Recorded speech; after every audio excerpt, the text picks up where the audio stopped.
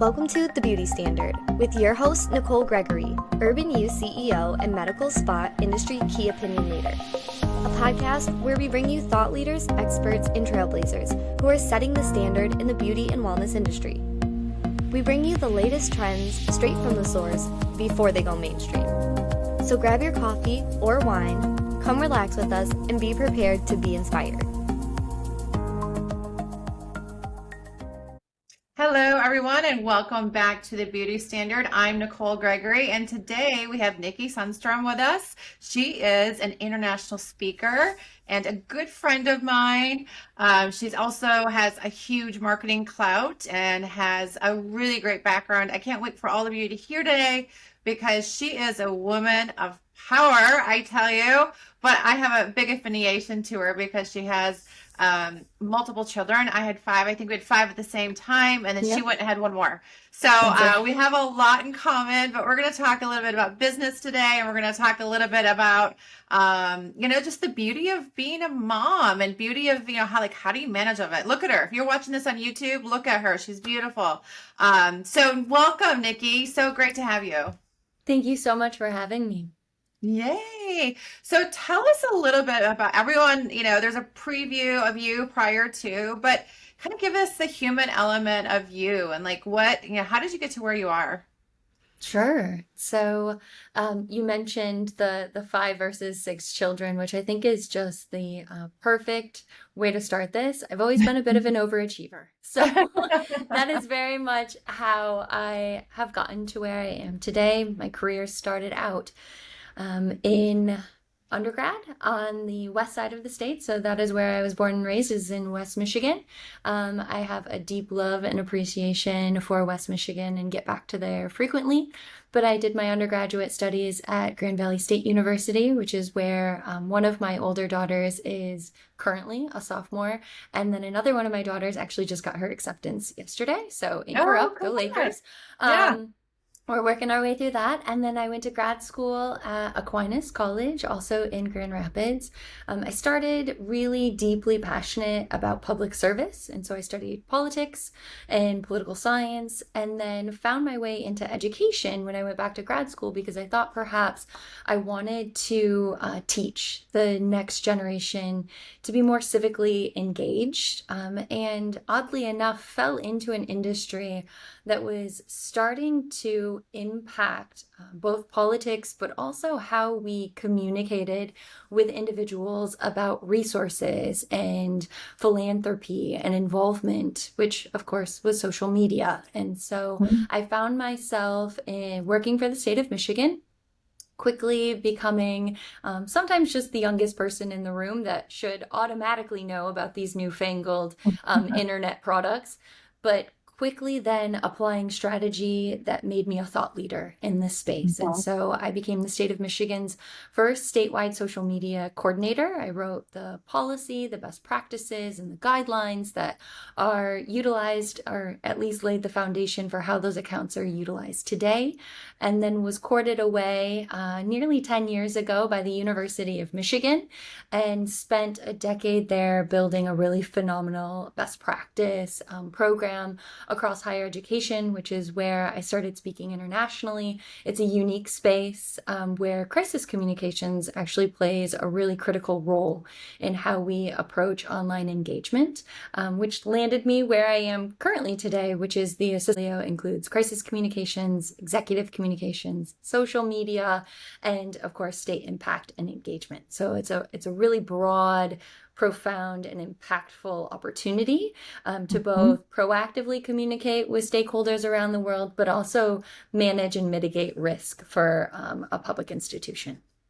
Yeah, and for our students, right? In many ways as well. But you have always been an overachiever. I remember we started out kind of like it was the social media start, right? A lot of the digital start. And so every conference was Nikki and me. And everyone called me Nicole, everyone called you Nikki. And we would just go back and forth and share the stage. And then I think just, you stayed in that area a lot further and deeper, obviously became a really great influencer, professional, just kept elevating yourself in that area.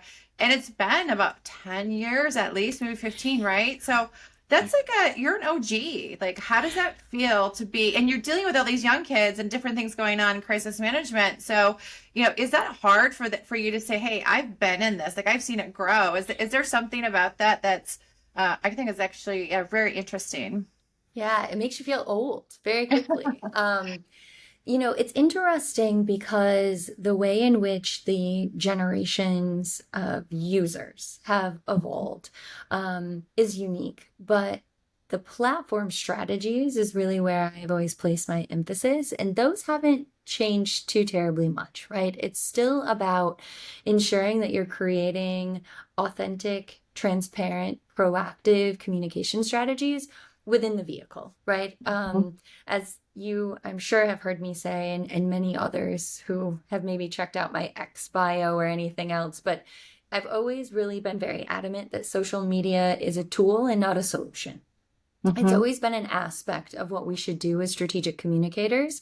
And so, even with the students that I now have the opportunity to teach, so I'm still on faculty at the University of Michigan and teach a class on social media and organizations.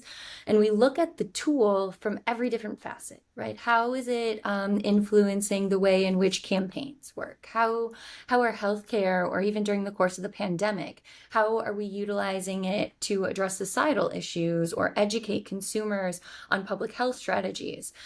How do sports use it, right? There was a huge upheaval when the ownership of Twitter changed because so many higher education institutions from a collegiate aspect have used Twitter for a decade now for their play-by-plays.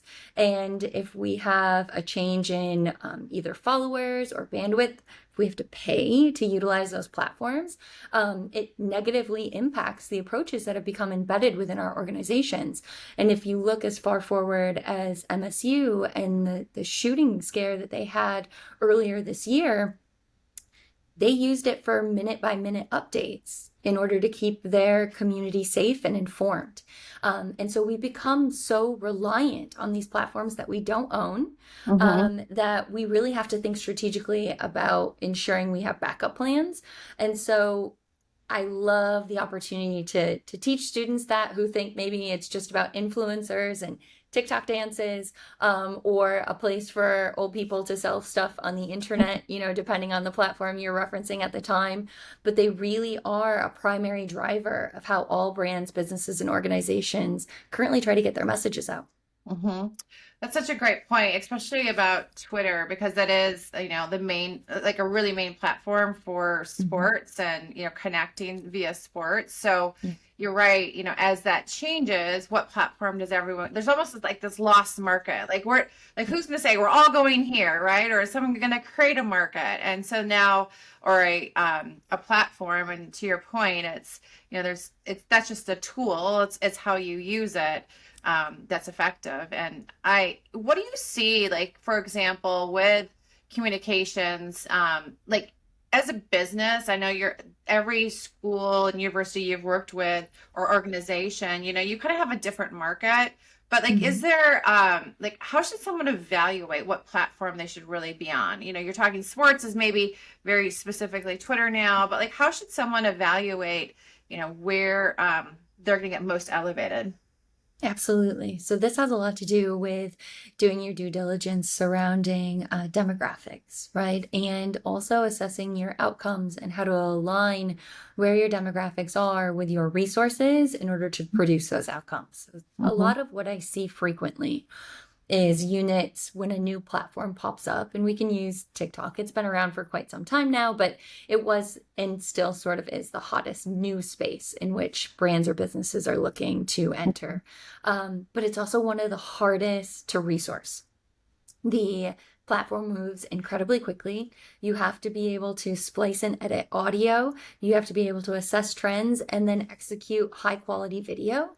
And the platform alone will tell you that you should, in order to reach virality or gain a following, be publishing as much as 10 times a day, which it's impossible for an individual that's really Yeah. trying to build higher ed. Most units or businesses perhaps still have a single staff person maintaining their social media. That person might be a writer, certainly probably isn't a videographer. Um, probably not a photographer, maybe not a graphic designer or an illustrator. And in order to produce really dynamic content on these platforms, you have to do a little bit of all of that. So usually where I start with stakeholders is to say, what are you trying to achieve? Where are the people that can help you achieve that? And then how are you going to properly resource yourself in order to reach those goals? Mhm. And sometimes that then ends with a, yeah, no, we're in over our heads, which is where we usually are happy to step in and say, how about we collaborate on this and leverage the resources that my team has centrally. I've built a really robust team since coming here to IU. I had, and they still exist there in many capacities, one of the best teams in the business at the University of Michigan.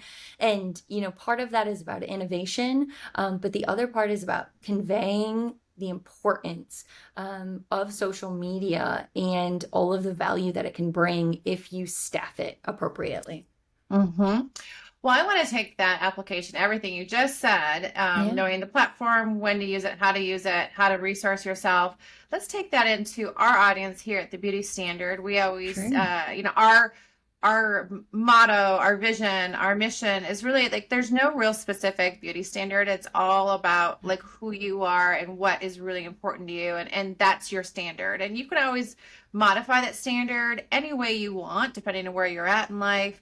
But I really think, social media is especially some of the business platforms for those, who are looking to elevate themselves like you did, right? Like Mm-hmm. you kind of on a few different platforms, you do really well with it.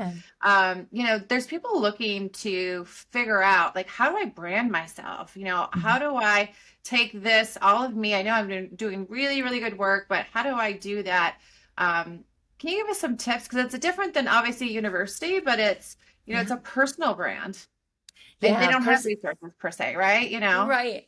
And personal branding is such an interesting space because the the potential pitfalls of personal branding, I think, are so significant at this part, or at this point in time, because you're really opening yourself up to an online space where the messages that you might have to convey or the life that you have to share could be openly criticized by a number of people. And we see this frequently in spaces. And so I do a lot of discussions and talks with parents, with students, with different personalities to ensure that from a behind the scenes perspective, they have a really solid understanding of what they're opening themselves up to and measure the consequences of that in alignment with what they're trying to achieve.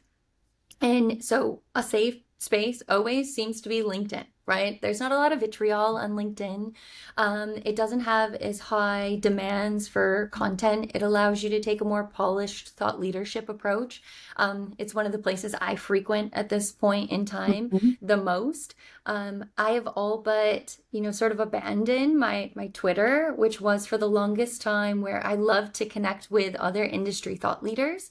What I didn't like is throughout the course of the pandemic, the influx of negativity that started to get there, and then the criticism across the industry that we were opened up to. I have seen time and time again, just by business affiliation, people within the social media space become the targets of online demographics and communities. And so, it's the best way to look at that is whenever the jokes occur on the internet about, oh, what intern, tweeted that, and, that sort of like scandal that occurs. But, these are hardworking individuals that are incredibly intelligent and talented and educated, and they're really putting their best foot forward to make an impact that will positively contribute and add value within these brands' communities. And so when you're building your personal brand, what can seem incredibly positive can take a real turn for the worse. I don't want to be a doomsdayer, but it goes back to me being in this industry too long. Yeah. So with a lot of individuals, I ask them to start there, right? Like a self-reflection, if you will. Not everybody needs to build the brand in that space, but it can have really incredible influence if you do. And I think that's part of what we've all been so in love with about TikTok. It opened up a window into authenticity that we were really hungry for as we were isolated during the course of the pandemic. But now that we have emerged in a variety of different senses, I think a lot of us have seen influencer after influencer. And I think that is a bit of a misnomer at this point, but these individuals who have amassed significant audiences really be dragged, sometimes for valid reasons, and other times just because people are sort of they're over what they previously had to offer, and that can be really damaging from a Mhm. well-being and health standpoint. And so as you build, do so strategically, do so incrementally, and do so with purpose, and feel free to protect yourself in the parts of your spaces that you want to maintain privacy around. I know there are individuals that open up all aspects of their life to the internet, and kudos to them for feeling confident in that. But I don't think anybody should ever feel like they have to overshare. And I actually think that's one of the valuable things that has evolved about social media, because we moved from a space of FOMO where you Mhm. had to share all of the things, sometimes even that they were fake, in order to feel popular. And now we've reached a point, particularly with Gen Z, where they can share the raw, real aspects of their life and find camaraderie and support, but also have the cognizance to say, you know what, I don't need to share this part of my life with you, and you should respect those boundaries. And I think that's really important for the internet. Mhm.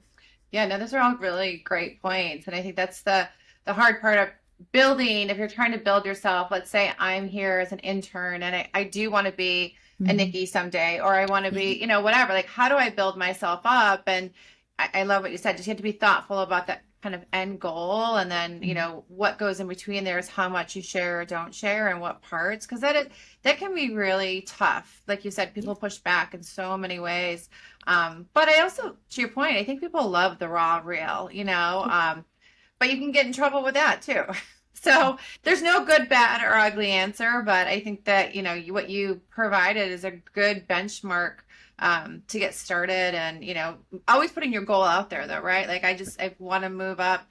How important do you think, let's just use LinkedIn as an example. Yeah. LinkedIn is in regards to connections, and I know that, everyone says more is better because there's more exposure, but I also know there's the micro influencers, the mini influencers, so Mhm. there's a lot of, opportunities to kind of craft yourself where you want to go that way, right? Any Yeah. thoughts there? Yeah, I think it has a lot to do with your passion, and what you feel like you have the capacity to produce. So, something that I particularly enjoy about LinkedIn is that the community doesn't necessarily um, wait on bated breath for me to post. It's not driven by, at least I don't feel that my value in that platform is driven by constant contact and constant content, Mhm. where Twitter very much used to be that way, right? Like you've got to keep moving within the feed. Instagram, for the most part, used to feel a lot like that. Like how quickly or how much were you updating your grid versus posting to stories? TikTok certainly is driving that way with the algorithm and ensuring that you are producing regularly. Um, Most people that I know that have been in the game as long as I have, I feel like at this point, um, the last thing they want to do is post to social media on their personal accounts at the end of the day, Mhm. because they've been responsible for influencing professional ones, and have seen so much that they just kind of want to shut their laptops and maybe walk away. So when you're looking at that standpoint, if you love video and if you have a really extroverted, bubbly personality, or you have a compelling story to share and you feel comfortable on camera, I mean, I think the beauty of social media as a tool is that you have a suite of resources at your disposal, and you can select the community that you want to build in the space in which you will feel comfortable based on your own needs. And so starting small, starting with a targeted sort of space, thinking really deeply about what it is that you have to offer. I mean, I think the same is true for a consulting practice. I was just recently talking to one of my mentors, and she said, Nikki, take some time to sit down and think about, just in a document, like what is it that you would be selling, like if you were to do this more broadly. And I thought, Oh boy, I don't know. And I think that's true when you're building your social media audience too, right? Is your goal to be an influencer? Like what parts of your life are you willing to share? Is it to inspire people? And what messages do you have to bring to the table and how are they unique? Is it cooking? Is it, clean talk, which became so wildly popular, book talk? There is a wonderful woman within the higher education space that throughout the course of the pandemic took to TikTok and started making homemade greeting cards with messages of inspiration. It's called Sparks of Joy. She has had a really influential role in some of the evolution of TikTok from a political standpoint and accessibility standpoint. And I just feel the greatest admiration for her for pivoting and finding a niche in which she knew she could add value. And at the end of the day, I mean, that's what social media is all about. It's open to everyone, it's accessible to everyone, and hopefully people choose to do good with those tools and add to a dialogue positively. Like what you're hearing so far? Leave us a review or rate us 5 stars on Apple Podcasts or Spotify. We listen to our audience and want our show to be its best. Email a screenshot of your review to thebeautystandard@theurbanu.com for a gift from Urban You for me, your one-stop shop for luxury skincare you can't find at Ulta or Sephora. Thank you for your continued support. Yeah, so that's great advice. So let's talk a little bit about, we started out with this because that's how we know each other is, we started through the social media, but we also, to your point, through social media, continue to kind of watch each other and hey, these, seeing our families grow. Congratulations on everything with your family. It's so fun to see. What does it look like to be someone who, is very well known in, multiple spaces, but you've had to balance this family? I think that's an interesting thing because I know a lot of young girls, I would say, that are not really wanting to have families or anytime soon. And then there's, others who are in the space who definitely want to have families as soon as possible, but still have a career, So tell me a little bit about like your choice. I think you had children kind of young and then moved into the space, and that's very admirable. But how do you balance that? Yeah. So, forgive me if you've heard this story, but I'm sure the vast majority of your audience perhaps has not. But I actually just recently shared sort of a testimonial that I thought was really profound in this space too. My journey, both as a parent and a professional, started incredibly young. Growing up in West Michigan, I come from a family of also high school sweethearts. I met my husband in 6th grade. His parents also are high school sweethearts. And so we always had this really beautiful blueprint of success when it came to relationships and families. That was inspirational to us. And it was something that I knew that I wanted for myself. At the time, the ripe old age of 19, I wasn't entirely sure in how that was going to happen for me. But again, and I know overachieving isn't always like the best or most positive way to describe things, but I was very much of the mindset and empowered, always by my upbringing that if you want something, you got to work hard for it. And I wanted a family and I wanted a career.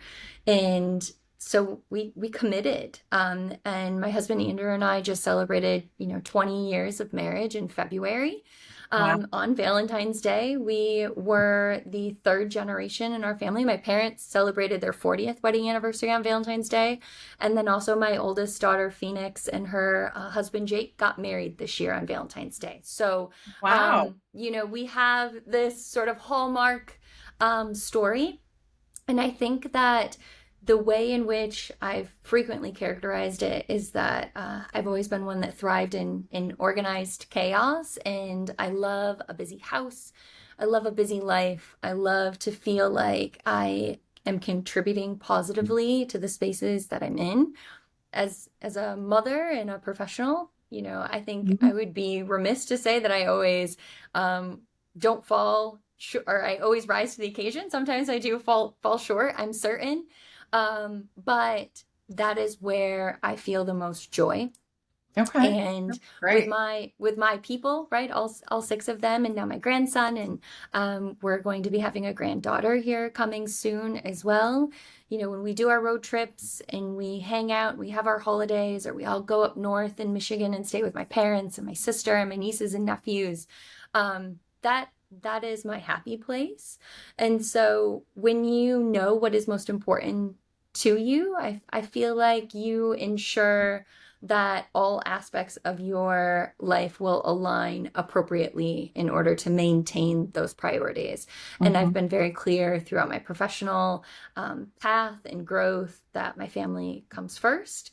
And so, you know, I've had a luxury and a privilege in order to be able to do that. But I think I've also been driven by hard work and determination too. So Mhm. I think we should fight for what we feel is important. And I actually love, as an outcome of the pandemic, seeing more and more women say, these are my boundaries. I want that work-life balance. It's important to me to have that work-life balance, even if it includes having a family or not. But there is a lot of space in which I feel like we can be uh, high achieving professionals, but also take care of ourselves and our own well being. And that is incredibly important and something that I hope doesn't get lost in the coming years. Yeah, no, that's great.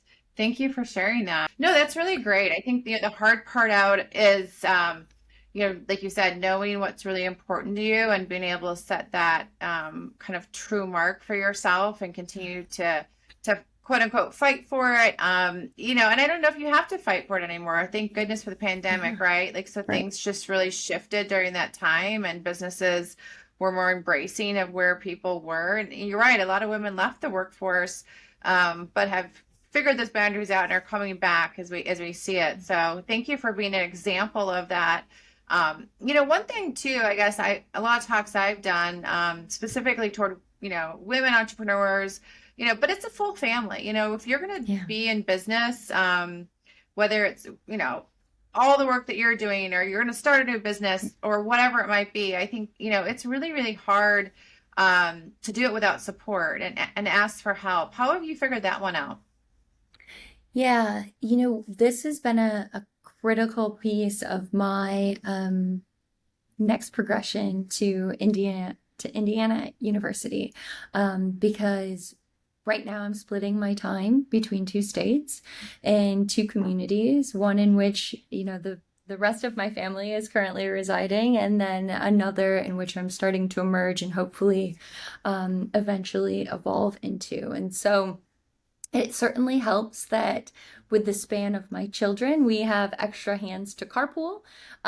We've built a really strong community through of sports teams that you can call upon, or someone if you need some help. But you know, that's one of the best things I think about at least the community that we're in outside of the greater Ann Arbor area, is that there are a lot of working professionals, and we all very much have a shared understanding of support that I am incredibly grateful for. But I also have to give a shout out, of course, to my husband, who has always been tremendous, but certainly throughout this adventure has learned a heck of a lot more about how to get between schools quickly and efficiently, and how to, you know, prep ponytails and prepare for picture day or whatever else it might be. Which has been a delightful, as someone, you know, who is majority responsible for that, for the vast majority of the last 20 years. I kind of like it. I like the dialogues that are happening right now online about mental load and sharing mental load. And I think there's a lot that we can all learn about that, not just how to, as women, manage and communicate more fully about what that entails, but from our partner's aspect, how they can step in and help alleviate or share some of that capacity. And, you know, that's the fascinating thing about how our generations continue to evolve and communicate, right? I heard a lot of this over the course of the last 10 years as it relates to seeking mental health care, right? Like, my parents, or, you know, certainly my grandparents, never would have thought to seek resources, and there was stigma around seeking resources, and millennials and Gen Z have said, nope, we're done with that. And now we're doing the same with a lot of the tasks that might have been traditionally labeled, or we're embracing them, but we're doing so with everyone having a seat at the table, which has oddly always been my approach with social media, right? Like, it can't fix or address your problems if you don't give it a seat at the decision-making table. And we all need to have a seat at the table at home now too, to say, are we all on the same page? How can we make this happen? And if we can't, what do we need to adjust collectively in order to do so? Because it shouldn't ever be on just one person. Yeah, I know. I have people say, you're one hell of an organizer, Nicole. I mean, I can organize the heck out of anything. You give me a turn and do my job, right? And so it's probably, I mean, you said it a couple of times, but it's really about the partnership. Like, we go into this as a partner. And so it is nice to have a partner. You know, obviously you and Andrew, I mean, you've made it work in a really positive way for your family. And I feel blessed the same way. I also believe women don't feel comfortable always, outsourcing things. And outsourcing is really, you can't put all you do, because, sometimes whether it's your spouse is male or female, whatever their personality is, it just maybe can't handle what you could handle. So I think that's an important conversation to have at the table with your family as you're making those decisions, is who could do this for us, or, and are we willing to pay for that? Is it something that we can do as a family to go, and it feels good sometimes. As for me personally, as I'm kind of offloading different things, like our holiday vacation is like the gift for the kids, right? Because I can't get them anything anymore they want or need. You know what I mean? It's just like you're at a point, like, I don't know what to get you. But our decision this year was like, hey, here's the budget, and you all are planning the vacation for all of us. And if there's anything left over, you guys can keep the difference. I love that. Nikki, it has totally changed the partnership between them and us. And they're like, Mom used to plan it all, right? Like, why not and more? And they suddenly probably can budget, right? Yes. And so it's so interesting when like you said, everyone's at the table now and everyone's having these conversations. So I think that's important too, to empower, and they learn so much. Your children learn so much from not only seeing you work as a mom, a dad partnership, but then, now they can be involved in it too. And I know you've done a lot of that, but I think people forget you might have to outsource it. Yeah, I think one of the things that I've recently had a conversation and reflected upon is the role that delegation plays in both the perception of a leader, but also within your own household, right? And it was something I struggled with for a very long time. I mean, as, somebody that is incredibly organized, that, started being the party planner and thrower as far back as high school, right? Like, I love to serve in that capacity, to bring people together.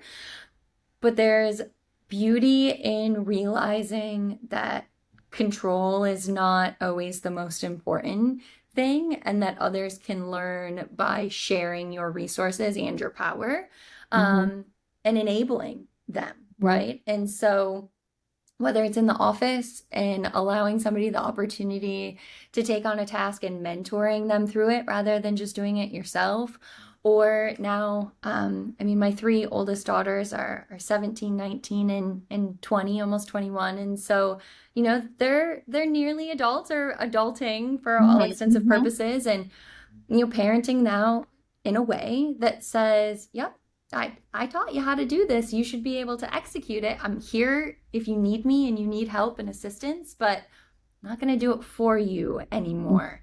And it's terrifying. I mean, you and I, I'm sure, can both agree. It is very scary with adult children, but it's one of those things that is so incredibly necessary. And if we've done our jobs correctly, they will thrive. And there's no greater joy than watching your children thrive. Yeah, no, people just say, oh, toddlers are the worst. I think that, 17 to 25 probably. It's because it's, when they're little, you can put things in the outlet so they don't touch it. They're not going to electrocute themselves. Where the decision making, and like, you hope you've modeled some of that really well, it changes because now it's a little more of a worry. And so there's no outlet protector to protect them against things, but you have to let them do that. I find myself asking a lot of questions.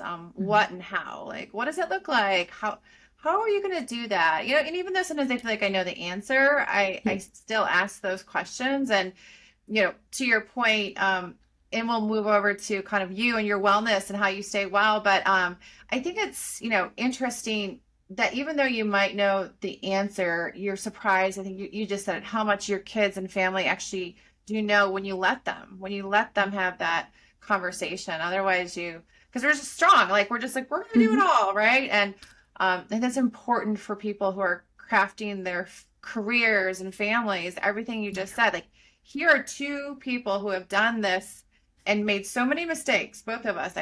We both can agree, I'm sure, right? But like, what are the couple of things that they can take from this to kind of craft that future for themselves? How much wellness and self-care do you get in your day, girl? Because I'm not sure you get any, but you look beautiful. You always have. Thank you.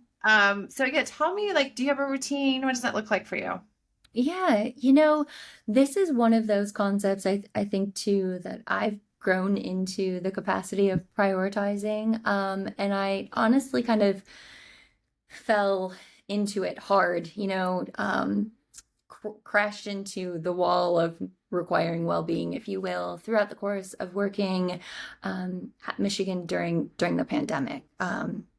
Being and leading the team that led the front line of the communications efforts, at least as it is related to where the audience immediately butts up with their cynicism and criticism and commentary and concerns and needs, took a lot out of all of us. By the time that 2021 was over, I lost half of my team. Saw a massive exodus across the social media industry, a massive exodus across higher education.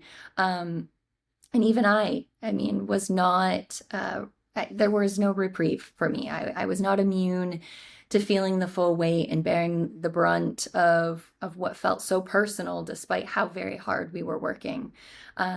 I am incredibly fortunate to live in a town, and I had lived there for 7 years, which just makes me so sad, and never taken advantage of the river that runs through our town that's incredibly popular for kayaking, and really taking the time to unplug as much as I probably preached about it and ensured that my children were not on the internet all the time. And so that was where I started to literally dip my toe in the water and take time out.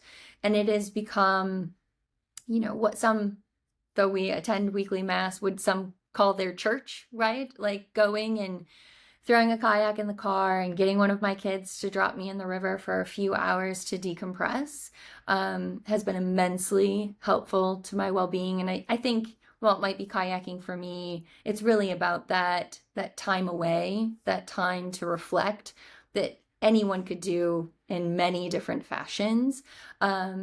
That I try to prioritize. Currently, because of my commute, I have a lot of drive time, which gives me another opportunity to really reflect and think deeply and broadly about next steps, and not just to-dos and tasks, but where I'm at and if I'm where I want to be and what I want to prioritize next. And then, of course, having my first three children being daughters, we were not at all removed from, I guess, all of the trends that emerged during the pandemic, where it's like we have a skincare routine and we now are, doing gua sha and like all of these other trends that started. And so, some of those have been really great for us. I mean, one, there are ways in which to connect with your children and think through things. Cooking has been a huge one, honestly, for my daughter Kyra and I. We spent a lot of COVID trying to figure out how to master Thai food or Korean food and just think outside the box, and love enjoying both working with them and my kids and gaining well-being and perspective from them, but also using that as an opportunity to refresh our perspectives and have conversations about what we value collectively so that hopefully they will carry that forth in their own lives. Yeah, that's fun. I mean, the cooking part I can really resonate with. I never got my starter yeast to work though. I had to go and literally drive an hour to get it from my girlfriend. She met me halfway. But no, Yeah. I mean, you're right. There's so many points that you can have. We talked about kids and balance, that they can be a part of that balance, and whether it's cooking or whatever. Well, congratulations and finding Thank your own you. self time. And I know it is Sure. hard with your commute, but I know that there's also, like you Yeah. said, different things you can do in that. Mhm. Well, what's next for you, or is how what do you Yeah. want to share? Any last pieces of advice, and how can people Sure. connect with you?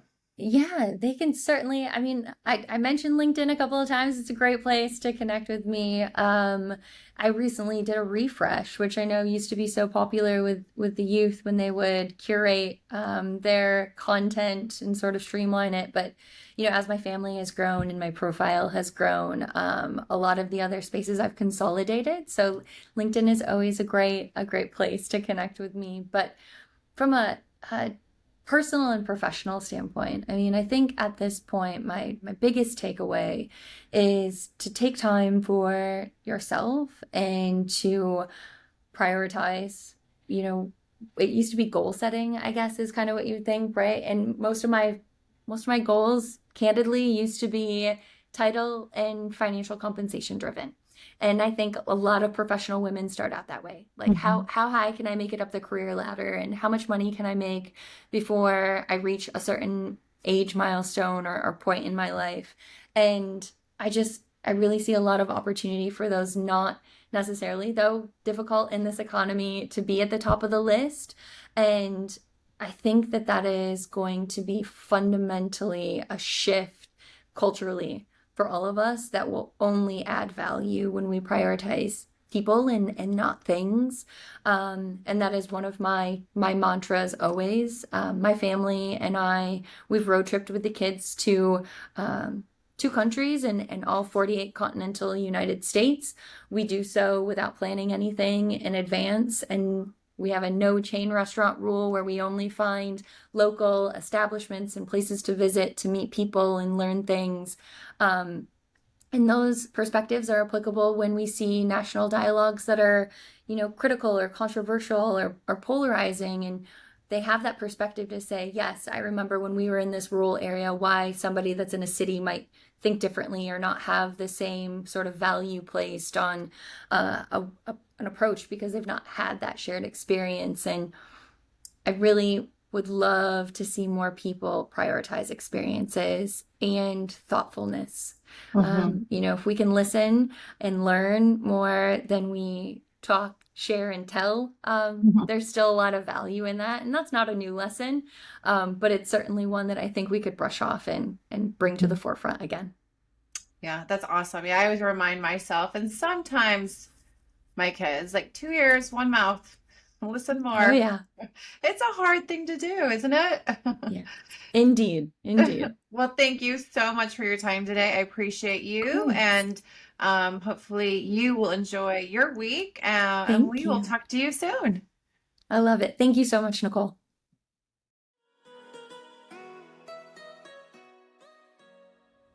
Thank you for tuning into this episode of The Beauty Standard by Urban You. This podcast is here to inspire, support, and deliver what you need to hear today to continue on your wellness journey. Check out our Instagram at The Urban You or website www.theurbanu.com. If you loved today's episode, we'd love for you to leave a review and share. Thanks!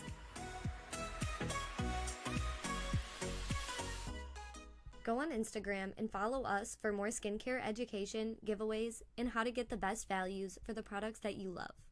@UI4Me.